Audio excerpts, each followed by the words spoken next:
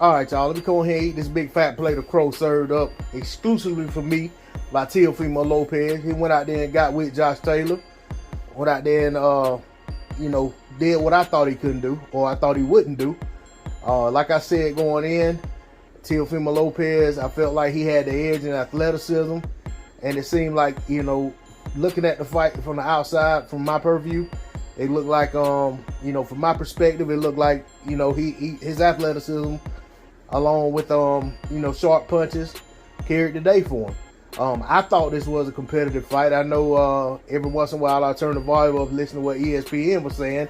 According to them, some or the ones I heard talking at the time, Teofimo Lopez was dominating the fight. I didn't feel that way.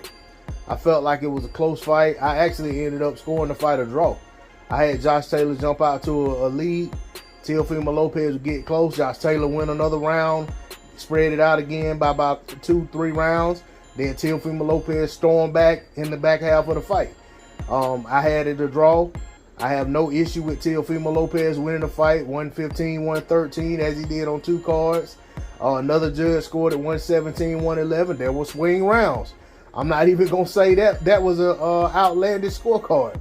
There were swing rounds. So I have no objection to the decision. I feel like it was a close fight, but some of those swing rounds, depending on what you like, you might want to give it to Teofimo Lopez. And more judges liked the swing round for Teo than they did for Josh Taylor. I felt like when it came to the big moments in the fight, Teofimo definitely had more big eye-catching moments in the fight. Some of those moments would be in the same rounds, but he had more of those moments. But Josh Taylor was in the fight. It wasn't like Josh Taylor wasn't there giving a good account of himself.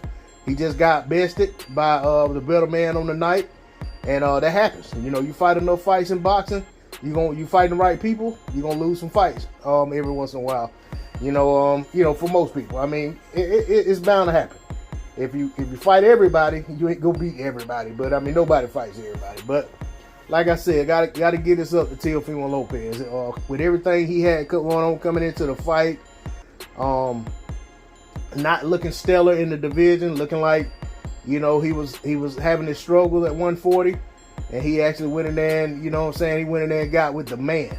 Like I said going in when I did my prediction video, I said Josh Taylor was the man to beat at 140. He was the undisputed champion, hadn't lost his titles in the ring.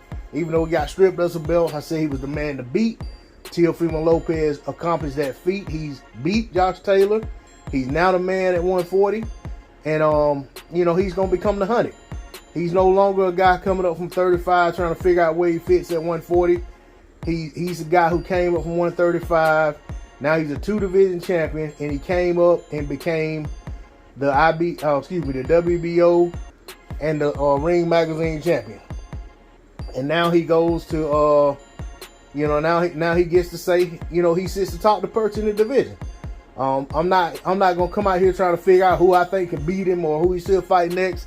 Want to see the guy enjoy his moment. I saw Jose Ramirez get in the ring. It's possible that's the fight they make next. But at the end of the day, Teofimo Lopez deserves all the spoils that go to the victor.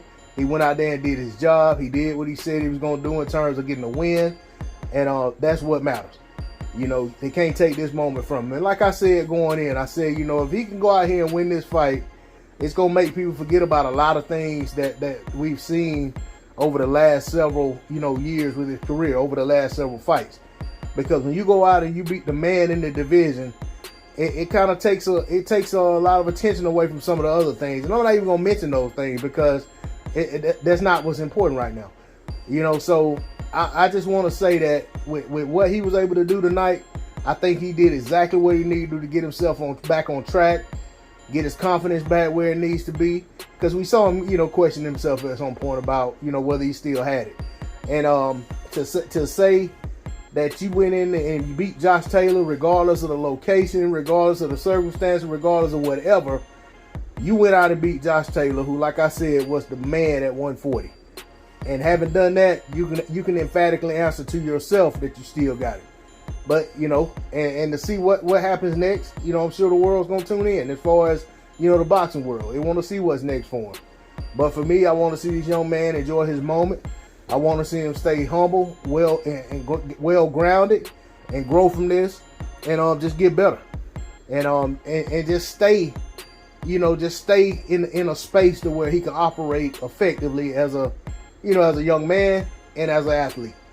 But that's all I got on it. Like I said, I ate a big fat plate of crow. Compliments to Teofimo Lopez. Congrats to him and his team.